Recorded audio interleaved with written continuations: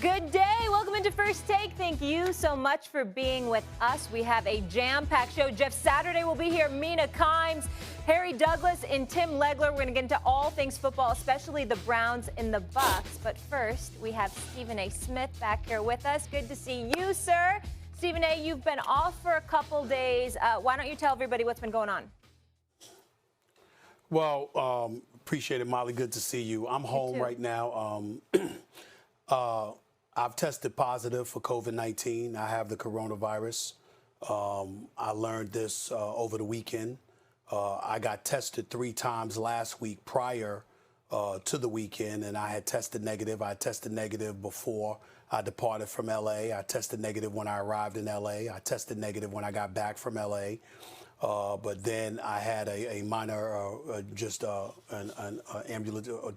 ambulatory procedure, an endoscopy, on a Thursday morning, and then that evening, you know, I came down with a little fever and what have you, and then Saturday afternoon, I learned that I have COVID-19. So I've tested positive. That is why I have been out. That wasn't why I was out Thursday and Friday, but that's certainly why I was out yesterday. It's why, in all likelihood, I'll be out the rest of this week. I'm definitely here today, but the likelihood is today's the only day that I'll be out, that I'll be on the air. I'm feeling fine, mild symptoms. Thank God I was vaccinated. Thank God I got the Pfizer vaccine, 2 shots a few months ago. I didn't get the booster shot as of yet because I had the surgery, the minor procedure to do, but I will get the booster shot. But thank God I got the vaccine, because had it not been for that, I'd probably be much worse than I am right now. So I just felt that an obligation to just come on the air and to let everybody know what the situation is. I'll be back at work shortly. Next week I was on vacation anyway for the Christmas holidays, but starting the new year, I expect to be locked, loaded, and ready to roll. But I just wanted to let everybody know what the situation was. That's why my voice is a bit compromised, to say the least. Again, it's just mild symptoms. I had a fever for about 12 hours. Outside of that, pretty much nothing, just a little fatigue and what have you, and that's all that's going on. Thank God. And Stephen A., the whole family's okay? Everybody's good, right? Yes, so far so good. But you know, my siblings and what have you getting tested and all of that stuff. So, you know, hopefully everything's good. But so far so good. Okay. Well, the most important thing is your health, and I will be here holding it down for you. Obviously, Stephen A., the star of the show. So thank you. I will try to do my best here for you, and we'll have some fun today. But please take it easy, because I do hear it a little bit in your voice. But let's do this, and sure. we're gonna stay with the NBA and kind of this subject of COVID, Stephen A., because I really want to get your take on this. So less than 24, obviously, it's questionable decision whether to bring him back. But I want to talk about another receiver right now. Pro Bowl receiver Chris Godwin suffered a torn ACL on Sunday night in Tampa. He's out for the season. Wide receiver Mike Evans has a strained hamstring, is week to week, and has a chance to play Sunday, a source telling Adam Schefter. Now, we know the most likely Super Bowl matchup just a week ago was Bucs-Pats. We also know 20 years of history and 6 Super Bowl rings will have the Bill Belichick and Tom Brady forever linked, both coming off big losses. The Colts taking down the Pats and the Saints shutting out the Bucs. So Godwin out, but Antonio Brown is returning from suspension. Here's Bruce Arians with more. Well, the history has changed since that statement. You know, a lot of things went on last year that I was very proud of him, and I made a decision that this was best for our football team. I could give a shit what they think. The only thing I care about is this football team and what's best for us. Okay. Like I said, sort of a similar situation, right, with the Kyrie Irving in some respects. And obviously Antonio Brown, former NFL receiver Harry Douglas here with us. Good to see you, sir. And of course, Jeff Saturday, always with us on Tuesdays. Hi, guys. I'll get to you both in just a minute. Stephen A., I'll start with you. What is your reaction to what Arians had to say and the decision to now bring Antonio Brown back? I don't blame him. I thought that he was right on point with his decision. Antonio Brown has definitely been a head case to some degree. We all know Pittsburgh and then Oakland and or New England. We get all of that. We understand that. That's that's well documented, along with the personal stuff that he put himself on video on social media. Don't get me started with that. But Bruce Arians made the point that it was a different set of history that was established once Antonio Brown arrived in Tampa. Now, he did lie, according to the reports. Fake vaccination cards. And by the way, expect that issue to percolate in the days and weeks to come, because when 70% of the, 70%, over 70 players rather, are in COVID protocols in a league that's supposed to be more than 97% vaccinated, there's some fake vaccination cards around somewhere. Expect that stuff to amp up in the days and weeks to come in both the NFL and the NBA. Having said all of that, Antonio Brown got busted. We know how wrong he was. If you Bruce Arians and the Tampa Bay Buccaneers, you make that decision come off season. Chris Godwin just goes down with an ACL injury. He's done for the year. You got a 44-year-old quarterback that's trying to win an 8th championship. You're trying to defend your crown. He's been out for several weeks. You can always make the decision not to bring him back after this season. But this season, since the league didn't bring the hammer down and ban him for the rest of the season, and they only suspended him for 3 games, I don't think it's necessary for Bruce Arians and the Tampa Bay Buccaneers to piggyback off of that and make the penalties more punitive. I think it stands where it stands. I support what Bruce Arians was saying. It makes sense to me. Jeff? Yeah, I agree. I think Stephen A. makes a great point, right? Bruce Arians, BA, had the decision to make, and the league suspended him.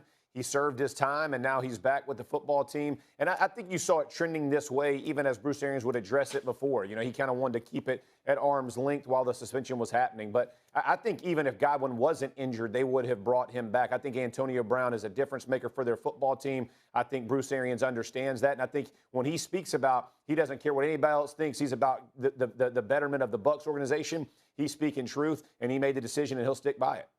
Yeah, here's my part on it, though. We got to understand that I know the outside world, they have their view, but at Bruce Arians, his job as a head coach is to win football games. Yeah. Right? And that's the common goal. They won a Super Bowl last year. They want to win another one. I'm pretty sure Tom Brady went to him and told him, we just had Chris Godwin go down.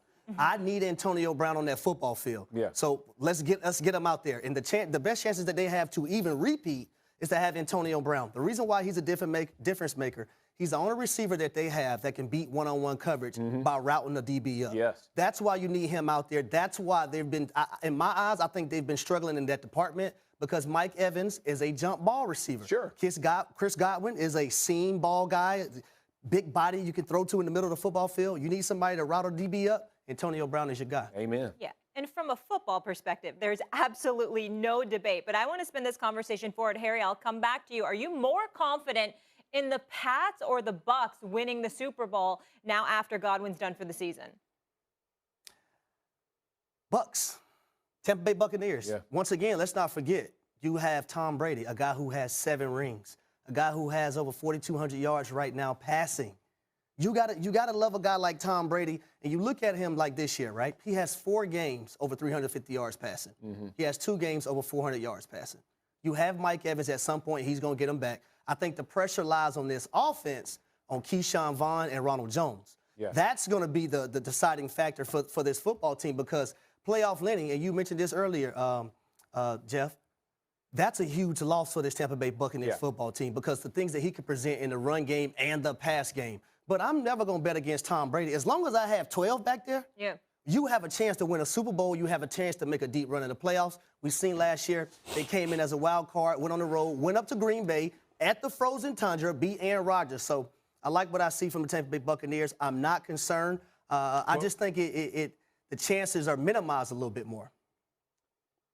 Well, let me say this before Jeff Saturday chimes in because he likes to check me. He likes to think he's checking me on football matters. I mean, I may be a little bit under the weather, but I'm still Stephen A. Let me be very, very clear, okay?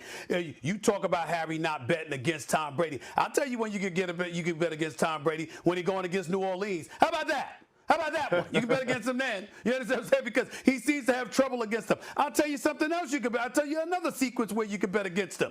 If he goes up against that bad man Aaron Rodgers, because this particular year, I'm going to roll with A-Rod. I'm going to roll. You know, the deliberate deceiver and all, the deliberate deceiver in chief, he's still a bad man. fan, and I'm here to tell you right now, when I think about Aaron Rodgers and the way that he's been playing, I'm going to roll with him, okay? So, of course, you look at the Patriots, you saw their struggles against Indy, and the first 3 quarters weren't anything to brag at home about. You know Bill Belichick will get that fixed. In the end, though, when I think about the Buccaneers, you've been ravaged with injuries all year. You got injured the first day with Bunting and those brothers that got injured in the season opener on Thursday night against the Dallas Cowboys. You've had injuries throughout the season. Leonard Fournette, Gronkowski. All right, we know that now Chris Godwin is out. Mike Evans is out with a hamstring. Leonard Fournette is out with a hamstring. So you got all of that going on. I'm not saying they're not going to be ready come postseason time, but when I consider all the things that have transpired and I consider the way the other teams have been playing, I'm looking at the Green Bay Packers. I'm looking at the Dallas Cowboys, even though I ain't picking them to beat Tom Brady. I'm looking at the Los Angeles Rams. The question is more confidence, the Pats or the Bucks to reach the Super Bowl, not Green Bay or the Buccaneers. And I'm telling you, the Bucks are my confidence over the Packers. It's just that you threw in there, well, why would I bet against Tom Brady? I'm like, there's several reasons I'd bet against Tom Brady. Well, he has 7 rings. I got 7 rings to tell you why you shouldn't bet against Tom Brady. 7 rings. Let me help with all of this. Listen, get in here. Let me say this. There was 10 years that he went without winning a ring. It's not like he won every year. Jeff, get in here. All right, here we go. I'm going with the Patriots for a number of different reasons. A lot Stephen A. actually just brought up. When you think about the road to the Super Bowl with the Bucks and the injuries they just sustained, I will say this very clearly. I got Chris Godwin. I hate it. Prayers up for him. I hate it for him, especially on a contract year. That is a devastating loss. Antonio Brown getting to that slot position can fix that problem. Mike Evans will be back. That will fix that problem. Leonard Fournette is the catalyst of this offense. Let me explain that to you. Everybody talks about Tom Brady and he deserves all the accolades he gets, MVP conversation, all of those things. Leonard Fournette in the playoffs in 7 games averages well over 100 yards a game in scrimmage yards and over 1 touchdown a week. That's 8 touchdowns in 7 games. When you talk about productivity in the playoffs, that matters. He is the #1 receiver running back in the NFL. He's targeted more than any other running back. He's the #2 receiver on the Tampa Bay Buccaneers roster. That is a huge lot. When you think about Tom Brady and what makes him exceptional, it's the use of his running backs when he was in New England. So what happens for him when Fournette goes out? You have to balance that because Fournette's a 3-back down. They have to go through Green Bay, which I think is an issue. And now let's move it to the Pats. The Pats, when you think about the Chiefs being the #1 seed in the AFC, the physicality they can play with, the defense they bring to you. I understand Matt Jones is a rookie, and he didn't show great against the Indianapolis Colts until late in the game. But it's hard to bet against a route for me that's easier for the Patriots, in my opinion, than it would be for the Tampa Bay Buccaneers. Again, if the Bucs come back full strength, I would go that way. But without Leonard Fournette being 100%, and when I say that, soft tissue injuries in the latter part of the season are devastating for a running back because there's no throttle back for a running back. It's a violent position, and Fournette has stood up to that the test of time. It's disappointing, but I would have to go the Patriots just because it's an easier route, in my opinion. You know, that's a good point. I think that's the only argument that could be made, though, Jeff. I think that when I saw, Mac Jones and the offense struggle for those 3 quarters, Derrick Henry's coming back to Tennessee, we presume. Kansas City is already back. The Chargers, we know, can put up some points. Okay, Cincinnati, they're not scrubs, okay? And so when we look at it from that perspective, can't rule out Buffalo and their inclusion into the proceedings. I think that what you have to do is when you look at Mac Jones and the New England Patriots, what you have to ask yourself is this. Can they score points? We know they can limit you from being a juggernaut offensively. If you're accustomed to scoring 30, 35, they can hold you to 20, 25. But the question is, can they score? And I think that's a legitimate question right now. We know that what happened to Tampa this past weekend is an aberration. Brady ain't getting shut out again. But with New England, could you struggle offensively for 3 out of 4 quarters? Yeah, that's conceivable. I will say this. You left out the most important team, Stephen A. Indianapolis Colts, who just put that beat down on them Patriots. At home, my man Jonathan Taylor, MVP conversation, ran wild, closed it out. Don't forget them boys. Hey, AFC, they don't want to miss that one. I feel, I knew you wanted to wave the pom-poms. I knew you wanted to wave the pom-poms. I want you to do that. Yeah. Here's my thing about the New England Patriots. We see them go down against the Colts, right?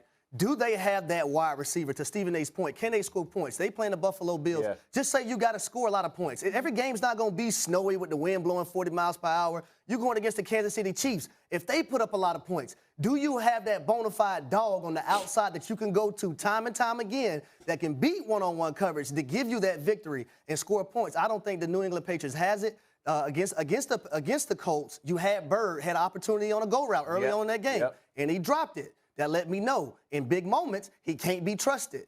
That's one thing I got to say about that. But I do like the Tennessee Titans. Molly, you know the last time I came here, I was huge, and I made a bold statement about the Tennessee Titans. What was that statement? I predicted that the Tennessee Titans was going to make the Super Bowl. You it hasn't sure changed. did. It hasn't changed. And I thought you lost. It hasn't changed, I thought you lost your mind at that moment. No, Molly, it hasn't changed. It's tracking for you at this moment.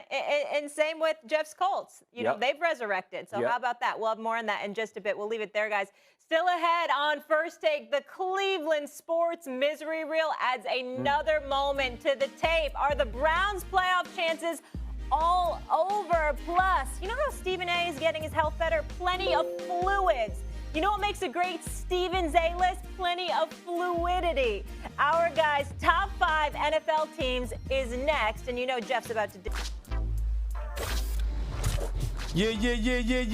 You ready for this, Jeff Saturday? Are you ready for this? You know what time it is, right? It's time for Stevens A-list. I might not be in studio, but damn it, it's still an A-list that was coming. You know I had to be here for this. Let's go to number 5 on the list, please. Give it to me right now. There you have it. The Tampa Bay Buccaneers, the reigning, defending Super Bowl champion Tampa Bay Buccaneers. We got to give it to them right now. I know they're coming off a loss, coming off of being shut out, but they had a bevy of injuries. We understand Godwin is out. We know Mike Evans went out. Leonard Fournette went out. Yeah, that's a difficult situation. I know Taysom Hill was quarterback, not Jameis Winston or Drew Brees or what have you. But damn it, it's just one bad week for the Tampa Bay Buccaneers. They will resurrect themselves. Antonio Brown is coming back. I'm being projective here. I'm thinking forward. I'm moving forward, Jeff Saturday. And I'm of the mindset that it's very, very difficult for me to knock the reigning, defending Super Bowl champions out of the top 5. That's just where I'm at with it. Let's go to number 4 on the list, please, right here. Give it to me right now. I'm talking about, what is it? The Dallas Cowboys. That's what I'm talking about. Okay, listen. They had a bye week, essentially. They played the New York Giants. Don't get me started with Mr. Glennon, who looks like he has no business being an NFL quarterback whatsoever. Their offense has been a bit shaky. Nevertheless, their defense has risen to the occasion. DeMarcus Lawrence is a stud. He showed up and was making a difference. We know what Micah Parsons brings to the table. We know what Trayvon Diggs brings to the table. He's got 10 interceptions on the year. Randy Gregory and the crew. This defense is making noise. It's the offense that's holding them back right now. We don't expect that to last, but the Dallas Cowboys defense, knowing they secured the NFC least, we understand who they are, what they are right now. We got to give credit where credit is due. Are they one of the top 5 teams in the National Football League? Yes, they are. Let's go to number 3 on the list, please. Give it to me right here. It would be the Indianapolis Colts. I cannot ignore them. I cannot ignore it. I understand that the defense is opportunistic. I like Frank Wright as a coach. Jonathan Taylor is an MVP candidate. There is no doubt about that. He's a stud. Him or Derrick Henry. Pick what you want. When it comes to 2 stud running backs in the National Football League, he would be one of those dudes. And when they give him the football, they win football games. I can't ignore what I'm seeing from the Indianapolis Colts. I can't ignore how they manhandled the New England Patriots for at least 3.5 quarters. I got to give love where it's due. I've got them as one of my top 3 teams in the AFC. They ain't number 2, though. Let's go to number 2. You know who that is, right? It would be the Kansas City Chiefs, led by Patrick Mahomes. Did you see the brother play Thursday night? Did you see Travis Kelce, my brother from another mother, put on the show that he put on? Did you see Tyreek Hill do what they did? They have an identity. They know who they are. It's about those 3, and everybody follows suit. And when it's like that, the Kansas City Chiefs are pretty tough to beat. They ain't number 1, though. Number 1 goes to that bad man, the one and only Aaron Rodgers and the Green Bay Packers. Ladies and gentlemen, I see things at times about Green Bay's defense that I don't like. Here's what I love. I love Devontae Adams with Aaron Rodgers. I love Scantling with Aaron Rodgers. I love Lazard, even though he dropped a pass, with Aaron Rodgers. I love Aaron Jones. I love him and Dillon with Aaron Rodgers. More importantly than anything else, I love the way I'm seeing Aaron Rodgers throw the football. Aaron Rodgers is flinging that football better than anybody in the National Football League. He's the leading candidate, as far as I'm concerned right now, for league MVP. And because they have him, they're the #1 team in the NFL right now. It's the Packers, it's the Chiefs, it's the Colts, it's the Cowboys, and obviously the Tampa Bay Buccaneers. Stephen A., listen, man. I mean, I got a little issue. This is the best list you have ever put out. I don't know what happened to you. I don't know what broke loose in that brain.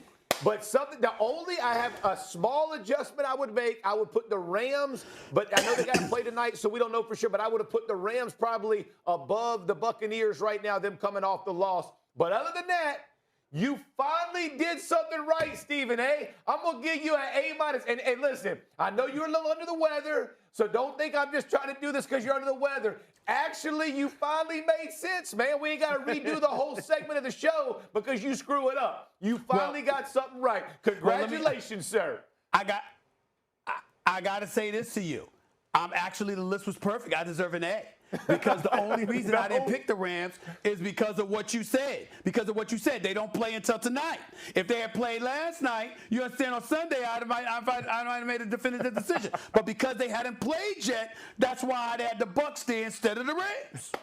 Now, I'm going to say this. If you're going to put the Colts in there, why would you not put the 49ers in there? I think the 49ers are one of the most dangerous teams to play in the National Football League right now.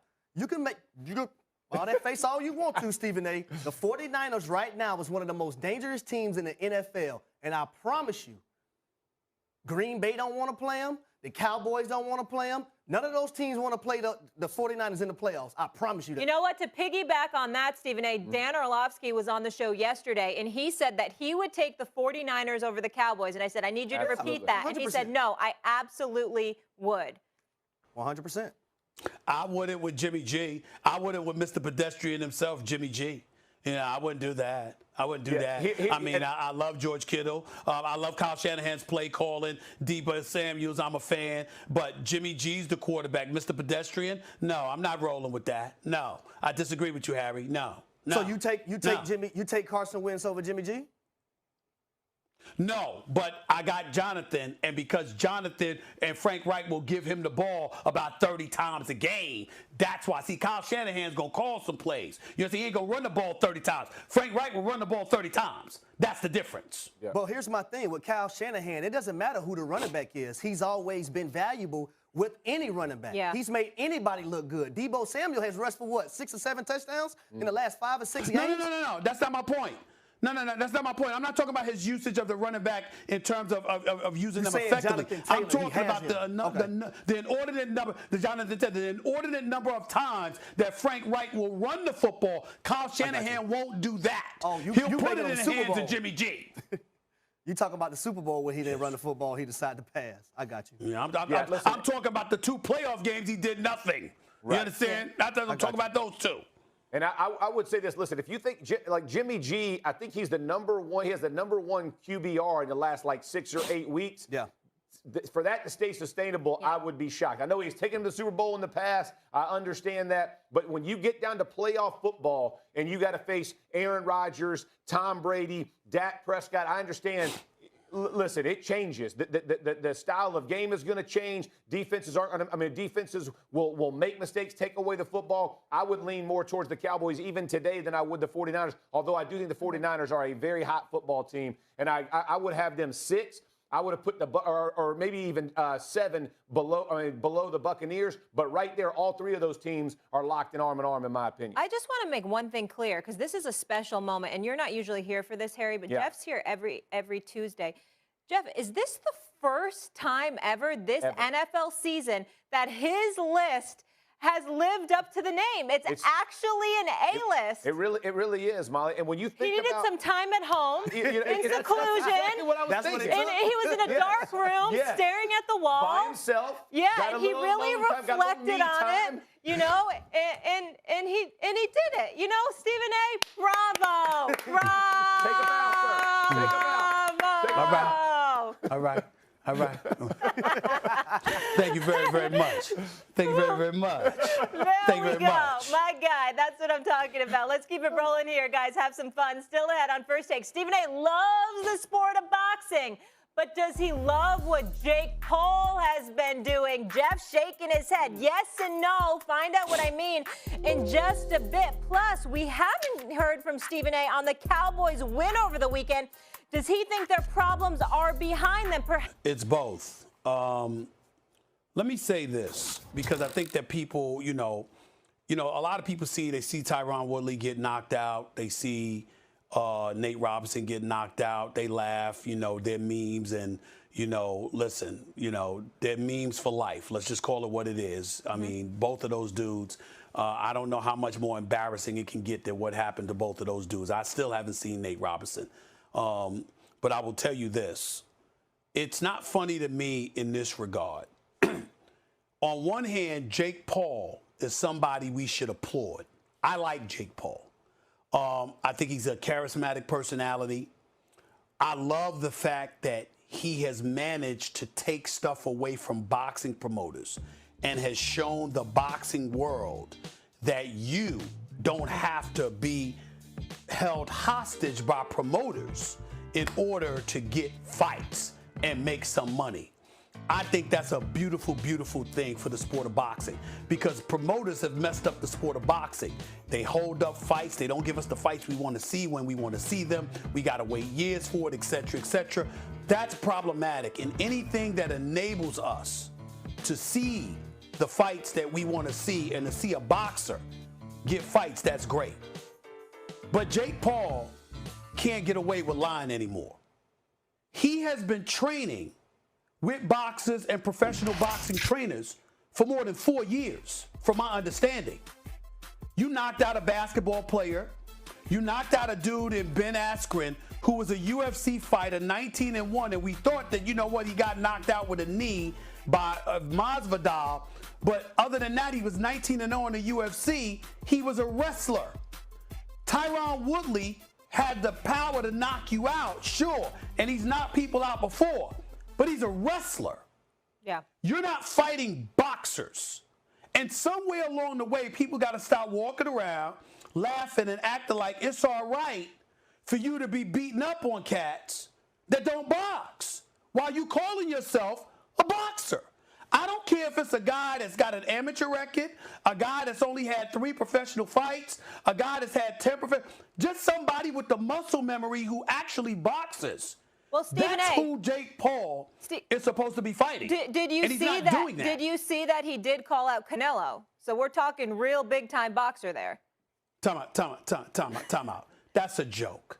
First I'm of all, just telling it's you. an insult, because I know that. But let me say this real quick, and producer, stay out of my ear, please. Here's the deal. Canelo is the best in the world. He'll knock Jake Paul out in 1 round. He'll take him out. But more importantly, Jake Paul hasn't earned the right to be in the ring with somebody as serious and as lethal and as accomplished as Canelo. Now, in fairness to him, he was going to fight Tommy Fury, Tyson Fury's little brother, who backed out because of medical reasons. That's a boxer. All I'm saying to Jake Paul is, you got to fight boxers. Yeah. Fighting these people that don't box, that just get in the ring with you, that's a problem. All right, hard out here. We got to keep it rolling. But yeah, I just report the news. Still ahead here on First Take with Dak still in a slump and Mike McCarthy's questionable. Are LeBron and the Lakers flat out done with AD being out the next month? Wait until we jump into that with Tim Legler. And the MVP odds have been updated. And Stephen A. thinks Vegas has it right. Jeff Saturday, Mina Kimes, not so much. We break it down. And the Bucks lose Chris Godwin and have Antonio Brown waiting in the wings. Needless to say, someone on this show has some serious thoughts on AB that you don't want to miss. But first, wouldn't be right if we didn't talk America's team. Don't look now, but the Cowboys are rolling after blowing out my Giants Sunday for their 3rd straight win. The defense continues to shine after having 3 interceptions and a fumble recovery. The offense still a work in progress. So is the play calling and clock management. Here's Mike McCarthy on his head-scratching decision to not call the timeout.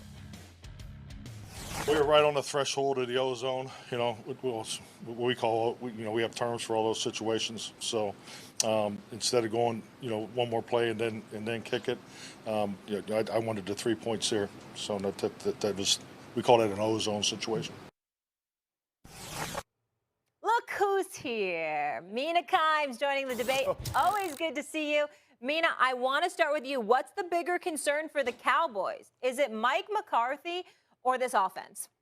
I'm going to go with McCarthy because I believe in this offense. Every weekend, Molly, I know I'm going to come on this show and have to go toe-to-toe with the world's biggest Cowboys hater, so I watched the game twice. Facts. And upon my second viewing, I actually came away encouraged by what I saw from Dallas and from Dak Prescott. I know there's a lot of slump talk, but I thought he played better. I saw him climbing the pocket with more ease than he has since coming back from the injury. They lost, or they looked inefficient, rather, because of some struggles in the red zone, some drops, CeeDee Lamb. But outside of the red zone, Dak Prescott actually second in QBR in the NFL. This offense, second at completing third downs. They just got to figure out some of the play calling in the red zone. I am also, by the way, encouraged by Tony Pollard looking like he's got some juice on the outside runs, which was something I was worried about. So if you're asking me, am I worried about Dak Prescott versus Mike McCarthy, who makes yet another foolish time management error? I'm going to go with Dak because he is improving, he's getting better and better, and he has a track record of success in the NFL. Well, what I have to worry about is having a soft spot because I love me some Mina Kimes, okay? So anytime she's talking about me and stuff like that, I mean, I got to step back just a little bit, because I got to monitor my tone and all of this other stuff. I got to monitor that because I got to speak to Mina in a very delicate fashion. I'm just until she opens her mouth and then we find out that she can slice and dice everybody up with football like a surgeon, and then all of a sudden you got to get your back up. Mina Kimes, I'm going to have to disagree with you here. I'm not going to say it's Mike McCarthy. I know that his clock management has been a question mark on at least 3 occasions this year. I get all of that. But you know what I'm noticing? I'm noticing the health of Tony Pollard and Ezekiel Elliott. Ezekiel Elliott had a good game, but it was against the Giants. So that's nothing to write home about. Sorry, Molly, but it's just the truth. Okay? No, I'm watching CeeDee Lamb drop passes. I'm watching Dak Prescott look less than his stellar self that he looked like when he was a league MVP candidate the first 6 or 7 weeks of the season. And that's what I'm paying attention to because, see, one of the things, and this is one of the things that I bring this up. Now, Jeff Saturday wouldn't know anything about this because Jeff Saturday, you in Indy and Green Bay. You weren't in a place like Big D where there was distractions. You understand? And not only that, you're a grown man, and the level of focus that you brought to the table every day, Jeff Saturday, I mean, you had nothing to worry about. But these guys here in Dallas, think about this. As I've said this, this is an absolute true story. Mina, Jeff, I am a star in Dallas. So could you imagine what the players are? Could you imagine what the players are because they're winning a few games? So all of a sudden, you in Big D, and you know what? You winning a few games. You're about to go to the playoffs. You're getting free meals. Everybody's giving you a la carte treatment. These brothers, focus is an issue. It's an issue. So I brought up the drop passes. I brought up the injuries. I brought up the suspect health. I brought up the lack of production. But what I'm saying to you is combine all of that with the level of focus that might be missing. And we can't rule that out. And I tell you, it's their offense more than Mike McCarthy's clock management. That is my perception. I'm going to say this. As much as I hate to agree with Stephen A., I'm going to agree with Stephen A. right here. And this is why I'm going to agree with him. I think there are excuses in some cases. I think there's reasons in others. When you look at the Dallas Cowboys and their offense, and the struggles that Dak Prescott has had, I would attribute, quote, give you reasons. They've had 17 different O-line combinations throughout the season. Amari Cooper has missed time. CeeDee Lamb has missed time. Ezekiel Elliott's missed time.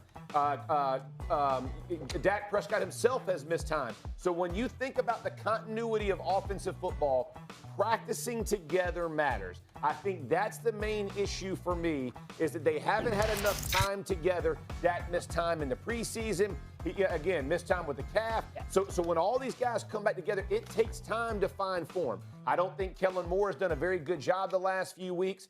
To Mina's point, I think Dak actually played better last week. Let me say, though, what I would have preferred to see out of Dak Prescott. When they got to the ozone, which I have no idea what that, I played in the NFL 14. I've never heard ozone. Okay, so whatever the term is, I don't know what it is. That as well. I mean, when he said it, I was like, I don't know what it is. But this is what I do know. Dak Prescott knew, because he's looking to the sideline with that T in his hand.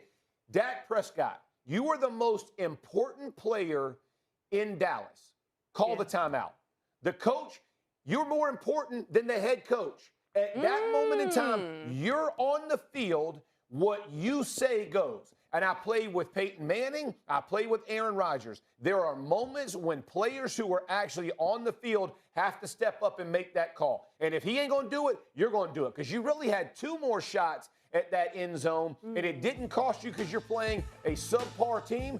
You don't want to give up those points against the Green Bay Packers. You don't want to give up those points against the Tampa Bay Buccaneers. You don't want to give up those points against the Los Angeles Rams. Like, there are too many good teams in the NFC where that moment matters. So to Mina's point, I agree with the McCarthy issue. I think Dak should trump that in that type of situation. And unfortunately, he didn't make the call. And maybe he didn't feel like he should, but grow from this situation with what you just saw. If he ain't going to do it, you do it.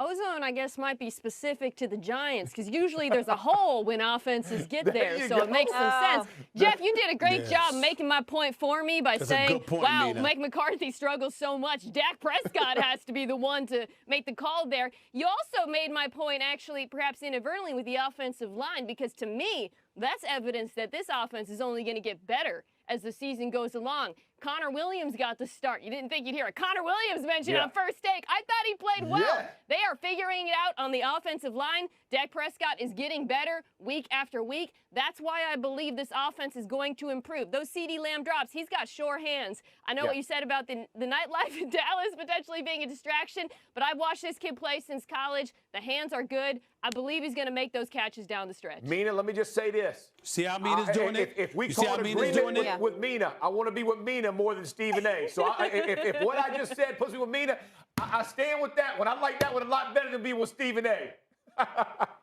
That's fair. I'm just telling you right now, Mina gave a very cogent argument. It sounds very pristine, right on point, perfect. But we all know that is not the Dallas Cowboys. So you can say all that all you want to.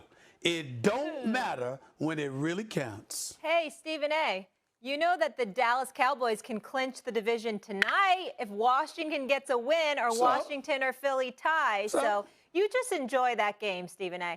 I hope it's enjoyable for you. And it's fine. I'll take all the New York Football Giants slander. Listen, the only person who should be bragging right now is Jeff with his Colts, but Daniel Jones is done for the season with that neck injury. What? You've given up on the Giants. You've given up on the Giants so much you don't even have on the we right don't even have a quarterback. We didn't have a quarterback. Now we really don't have a quarterback. But I do wish him a speedy recovery. All right. See, now we're getting back to normal. That's good. We'll leave it there. Talking hoops when we come back. How much trouble might the Lakers be in without AD these next 4 weeks and Kyrie's return? Is it worth the blowback? Plus, Antonio Brown potentially on his way back to help save the day for the Bucks, who just lost Chris Godwin. Plenty to get into on that subject.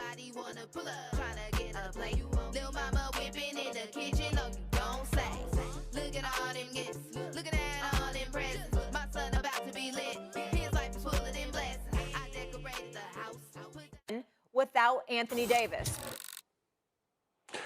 I think the Lakers are done with Anthony Davis. They're cooked.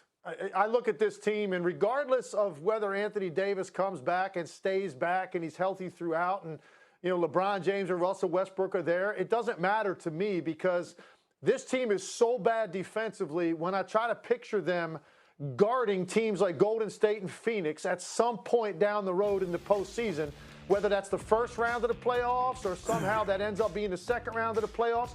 There is nothing that they have done defensively to indicate to me that they can guard teams that move the ball, shoot the ball, and move their players the way that those two teams do. They're on a completely different level on both ends of the floor than the Lakers. This is one of the worst defensive teams in the league with everybody healthy. And first of all, you have to make the assumption that they'll all be healthy, and I think that's even a reach when you look at the recent history of some of the injuries that Anthony Davis has had, that LeBron has had. You know, hopefully what Russell Westbrook holds up. But this roster has 11 dudes over 30 years old, and they're porous defensively even when they're healthy, and you'd have to make that leap that they would be healthy at the right time. And I just don't think they have the ability to guard teams like that. So for me, I don't see the Los Angeles Lakers winning a title this year, no matter what happens with their health down the road. Tim, we don't disagree there. What I would tell you, though, is that I'm not writing off their season, even with Anthony Davis being gone, because I think if Russell Westbrook is what he's supposed to be and LeBron James is what he's supposed to be, then this team could make it to the playoffs. Think about what you're saying. We're talking about Golden State. We're talking about Phoenix. We're talking about Utah. Okay, most teams in the league ain't going to beat those three, so we got that part. What I'm saying is everything else is up for grabs in the Western Conference.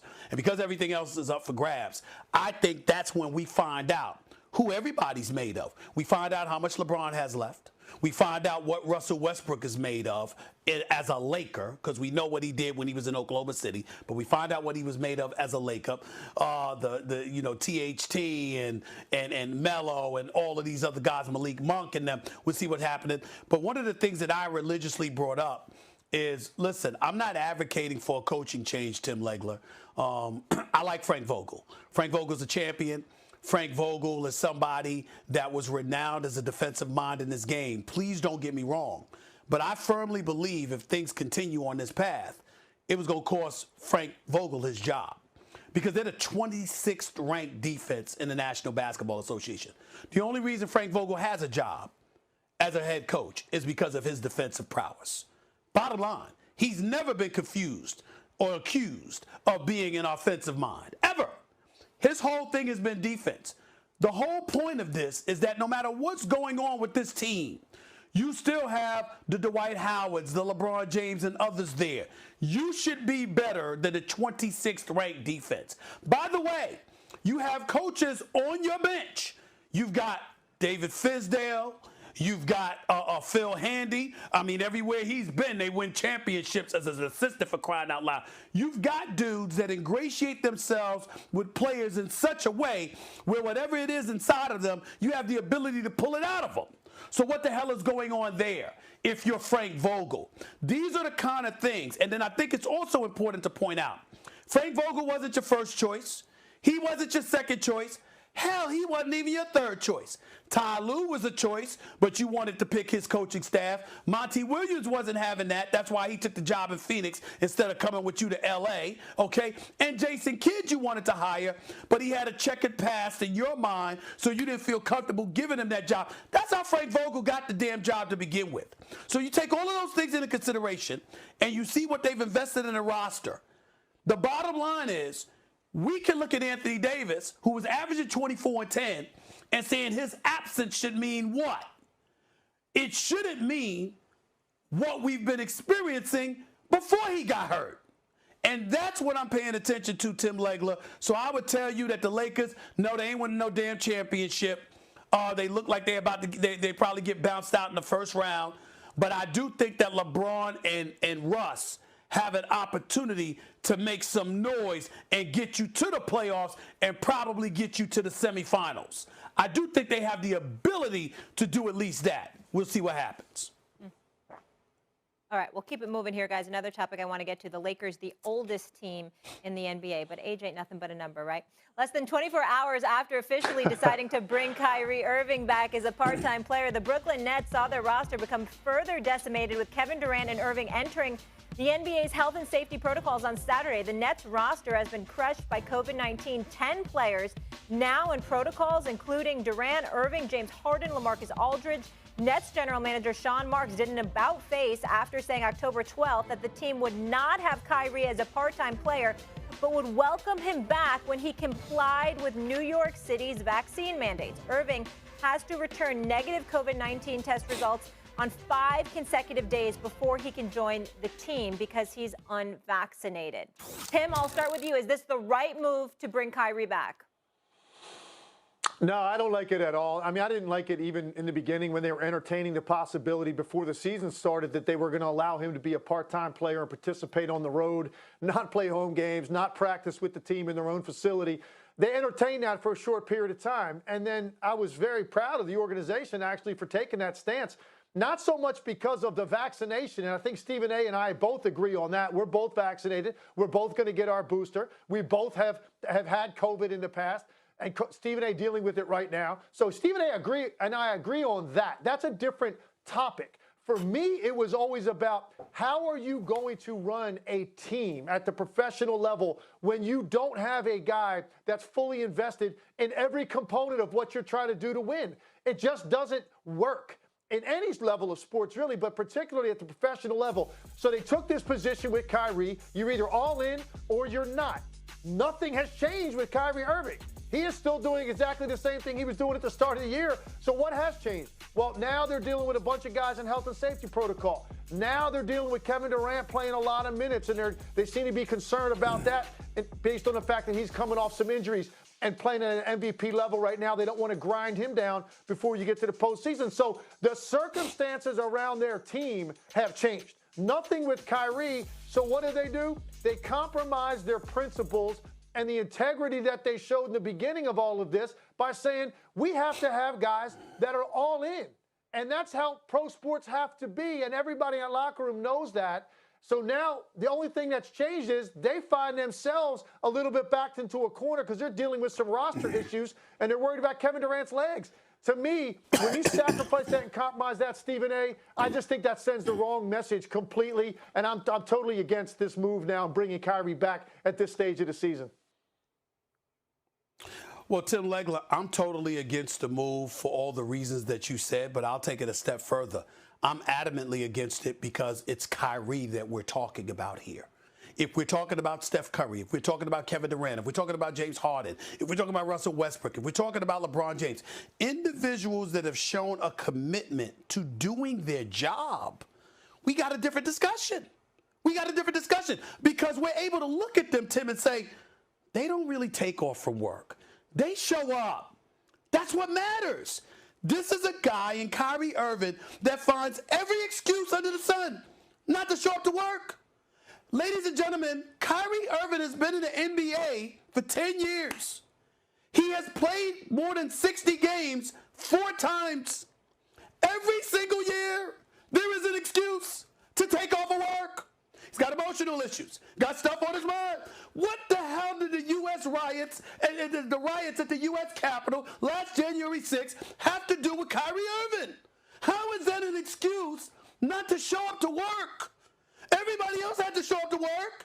And then he started off the season talking about people are peons, and I don't have time for you inauthentic people in the media, and all of this is everybody else's fault. It's not his. It's everybody else's fault.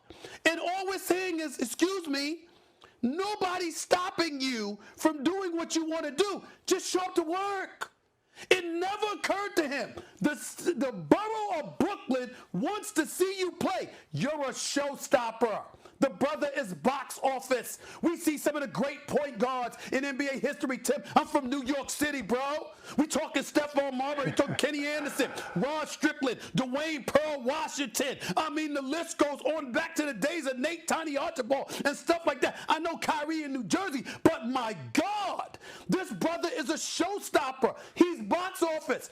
Oh, but to want to see him play, I'm more than just a basketball player. I'm more than just that. It's just that. But why are you collecting the check?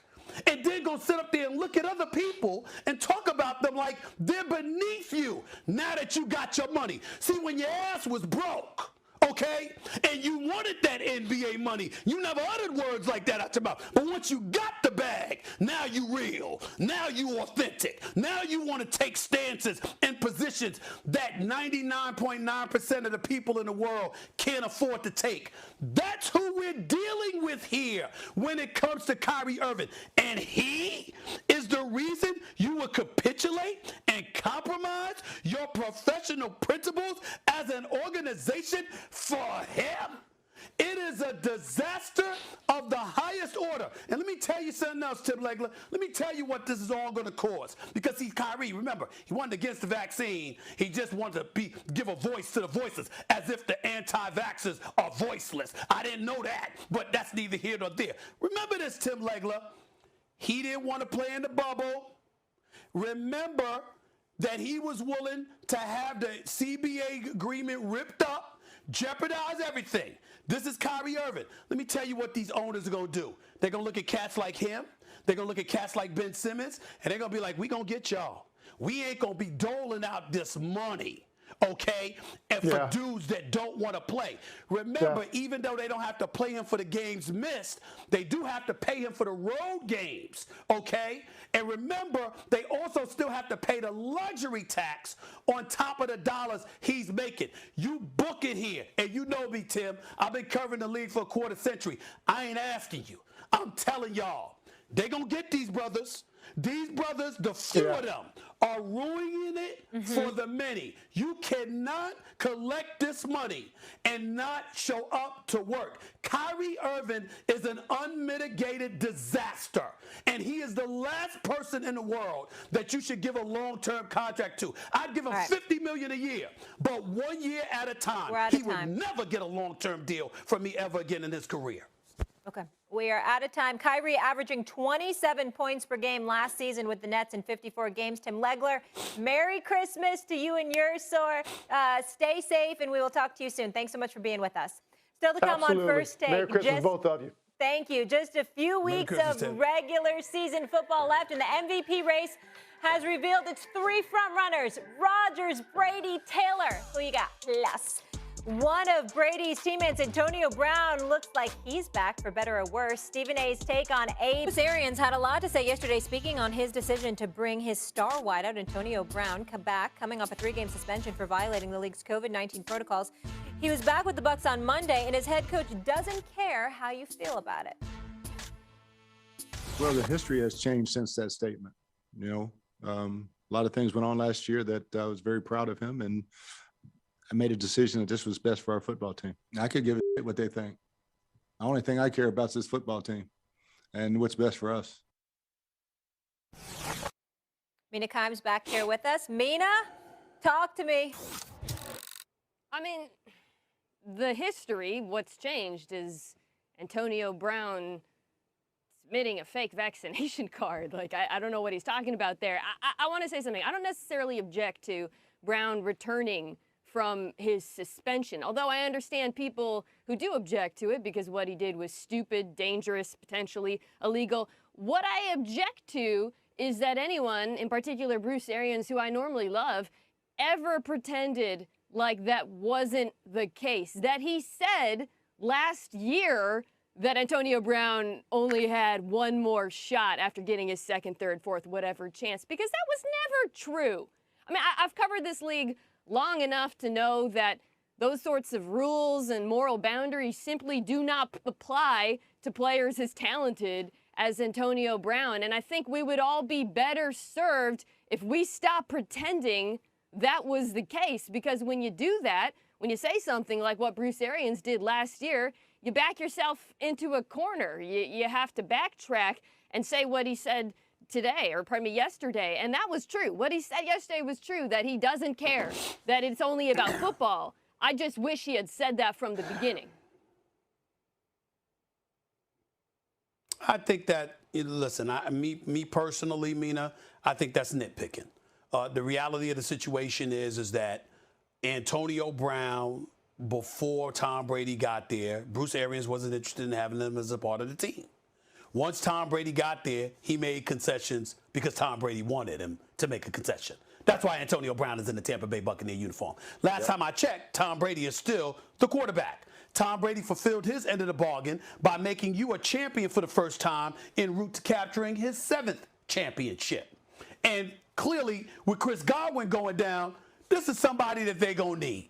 Now, was Antonio Brown stupid? Yes. Was he irresponsible? Yes. Was his act egregious in terms of a fake vaccination card? You're damn right he is. And all of this notion about it being a private matter, BS. I'm tired of all of that. Yeah, your medical history is a private matter. Your medical information as it pertains to anything else going on in your life, that's a private matter. Whether or not you got the Rona and you can give it to somebody else, that is an entirely different matter altogether, which is why I've openly acknowledged this is what my status is at the start of the show. I'm COVID positive now as we speak, which is why I'm home and not in studio. I believe people have a right to know that.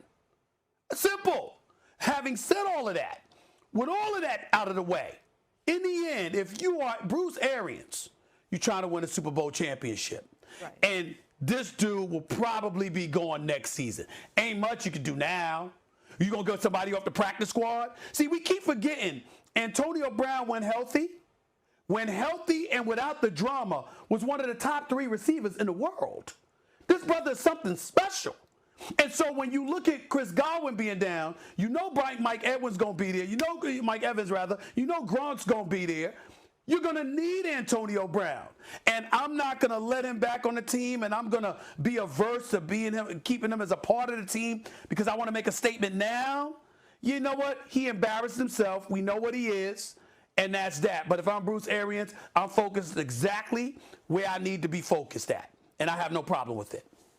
Yeah, Antonio Brown was coming at the Buccaneers irrespective of Chris Godwin. Like, make no mistake, like, he was coming back, and you could say it's because of need now, but it's really not. He provides that same need even with Chris Godwin on the roster and fully healthy. What AB can do is play extremely good football. He can create with routes. You put him in man coverage, nobody's going to be able to lock up on him. He is an elite route runner, and he's a finisher, and that's what Tampa Bay needs. Listen, when you looked at what New Orleans did to him, that's one of the reasons he's not there. And it doesn't matter if it was because he faked his vaccine, didn't matter if it's because of injury, suspension, whatever.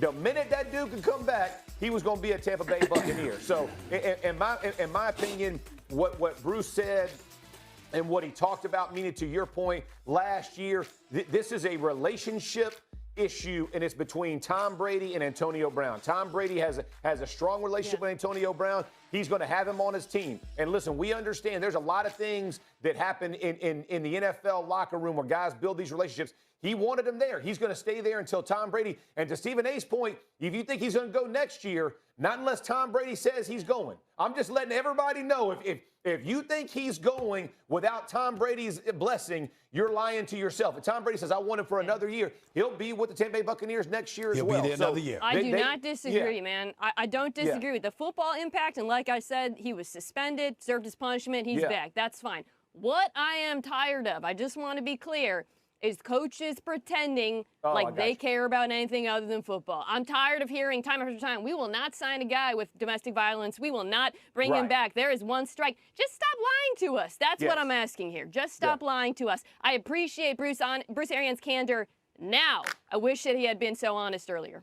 Yeah, just looking for the consistency. I agree with that. Yeah. That's absolutely fair. By the way, the Bucs have a cupcake schedule ahead. They've got the Panthers, the Jets, the Panthers, so good for them. Nobody loved watching Saturday's beatdown of the Patriots more than former Colt Jeff Saturday.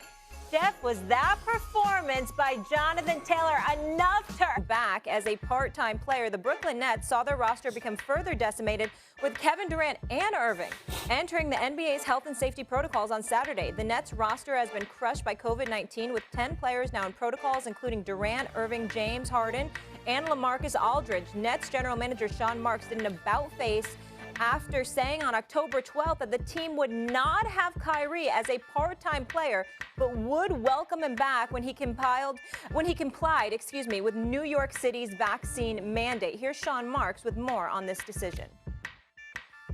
The overall environment has changed, as we all know, drastically. It's changed not only from the Nets, it's changed from our staff perspective, it's changed from our players' perspective, it's changed for what's happening outside of Barclays. I'm excited to have Kyrie back. Obviously, he's an incredible player.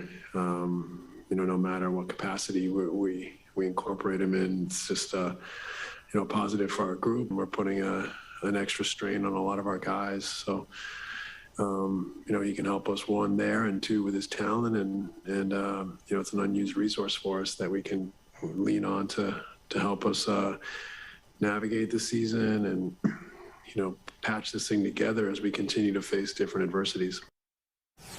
Okay, a lot to unpack here, and we bring in Tim Legler. Tim Legler, good to see you. Happy holidays, sir. I will get to you in just a moment. Stephen A., is this the right move to bring Kyrie back? No, it isn't. I think it's a horrible move. I think it's a disgraceful move. I think that Nets ownership is incredibly disappointing, and I think that the league should intervene. I want to put this out there, and I want to be very, very clear about where I stand. I'm open to the league invoking its best interest of the game clause and mandating that everybody be vaccinated in some capacity. Now, I don't give a damn what you got to do, whether it's Pfizer, Moderna, Johnson & Johnson, whether it's talking to Aaron Rodgers and finding out what being immunized is all about, whether it's something that Kyrie is exploring with the Canadian government, whatever complies or that ultimately stipulates that you are indeed vaccinated, I think that is something that should be mandated. This is a global health crisis. This is a pandemic. Your privacy, your medical history and all of that other stuff, that's private. That's true. But whether or not you have COVID-19 is not a private matter when you have the ability to be contaminated. I wasn't out partying. I wasn't acting up. I didn't sit up there and overexpose myself to anything. This stuff can happen to you just standing in front of somebody's face, for crying out loud. And to have to watch the Brooklyn Nets reverse course and take this position is one of the most shameful things I think they could have ever done. And I'll go a step further. One of the last people in the world who's worth it is Kyrie Irving. Now, let me count the ways. Let me preface my comments by saying this. Kyrie Irving is a superstar. Kyrie Irving is box office. I would pay Kyrie Irving $50 million a year. He's worth it as a talent. I want to announce to the world today, I think that anybody who gives Kyrie Irving more than a one-year deal at a time are the stupidest people on the planet. He would never get another long-term deal from me because he can't be trusted. This man finds every excuse not to show up to work. This man finds every excuse under the sun not to play basketball unless he wants to. I'm not accusing him of not working hard. I'm not accusing him of being somebody that's not going out there, Tim Legler, and putting forth his due diligence to be in shape, to be ready. That's not what I'm accusing him of. I'm saying he believes people are beneath him. He believes he's the high road guy, that he looks down on people. It's his way. He wants to do things by his rules and regulations. He doesn't want to capitulate to anything. And he believes that anybody who does got something wrong with them instead of looking at himself. The Brooklyn Nets know this. And you would make this concession? I don't want to hear about bodies flying and as a result you're trying to win a championship. And so, you know what? We need Kyrie Irving. Well, suppose you playing against a team that plays in a city that has that mandate. Suppose that mandate is adopted by other cities. We can't rule out that possibility in the weeks and the months to come due to the Omicron and the Delta variant. We can't rule these things out. There's no telling what kind of stipulations or restrictions are going to be implemented in the days, weeks, and months to come that could potentially prohibit him from playing basketball. So at the end of the day, if you're the National Basketball Association, which I'm sure agrees with me, and you're the Brooklyn Nets in particular, to make this capitulation, to make this concession for him, who, by the way, was away from basketball for 10 months before coming back for 2 weeks last year, and then the riots at the U.S. Capitol took place, and he was traumatized and needed time away from basketball. Didn't get back the money, mind you. Didn't get back the money. Still expected to be paid.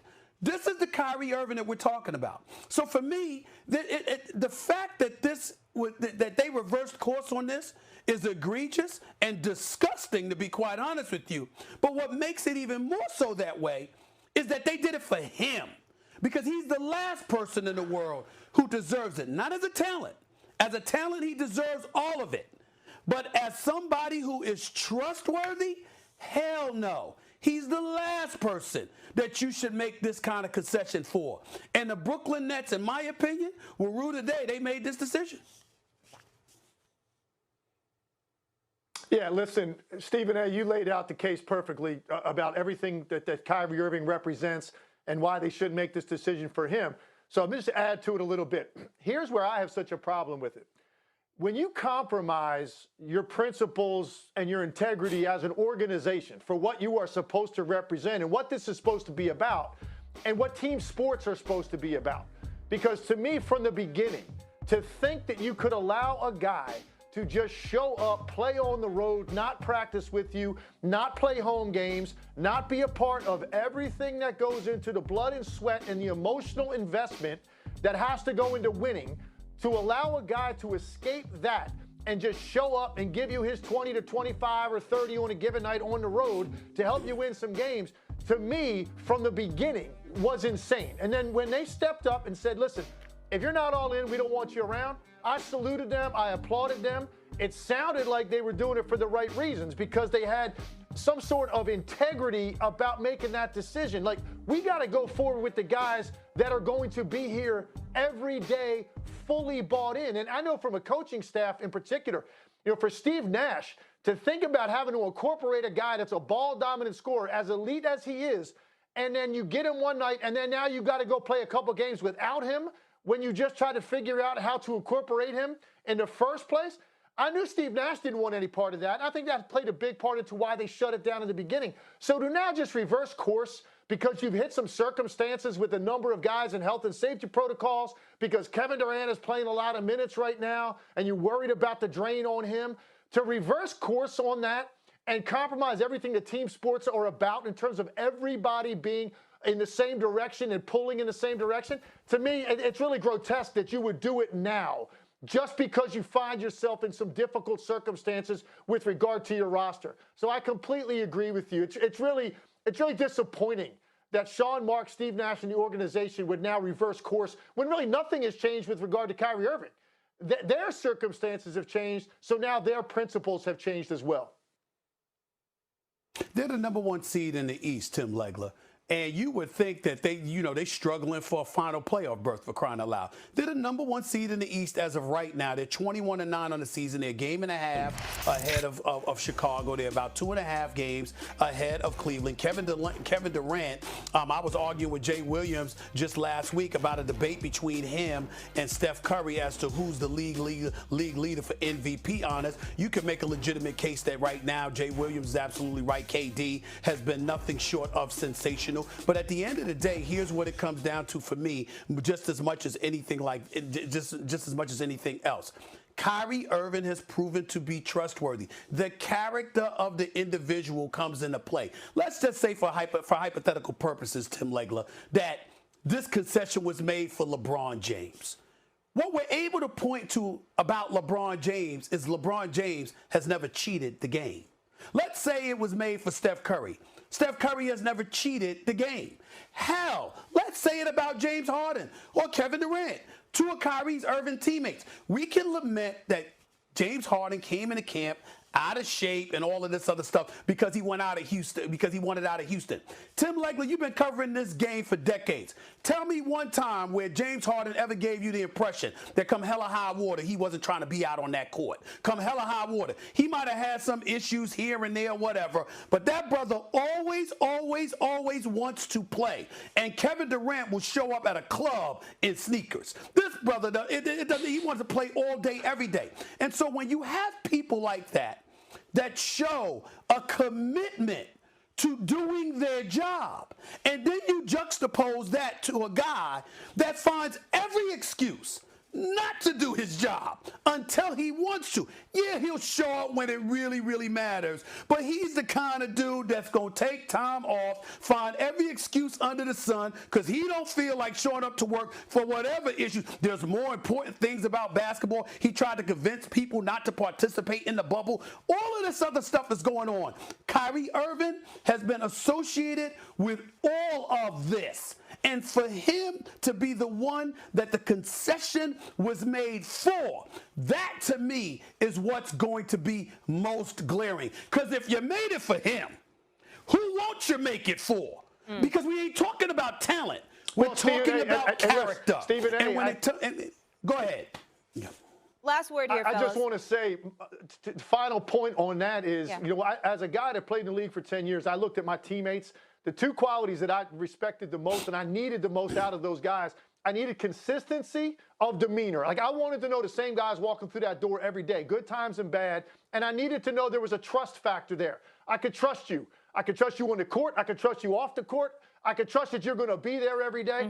Kyrie hasn't really represented those things for the Brooklyn Nets. So, look, you can say all these guys are in favor of having him back. I don't know, man. If you gave some sodium pentothal to some of these guys, I'm not sure they would have that answer because they know what they're doing every single day. And now you have a guy that's going to be partially bought in and is going to be allowed to show up and start and do his thing and then going to disappear for periods of time. So I just think no matter how you slice it, this is not something conducive to winning and building a winning culture in team sports, having a guy that's partially invested. Yeah. Go ahead, Stephen A. Molly and Tim, I will remind y'all, it's very important last point. Okay. Kevin Durant came to Brooklyn to be with Kyrie Irving. Kyrie Irving was the one that coaxed everybody into coming to Brooklyn. And everybody is making concessions for Kyrie Irving. It ain't the other way around. If that ain't selfish, what is? All right, we'll have more on this later. Tim will be back with us. And to your point, Tim, my father used to always say you have to be two things in life, Molly, consistent and resilient. All right, we'll keep moving it forward here. And some might say Tampa in a very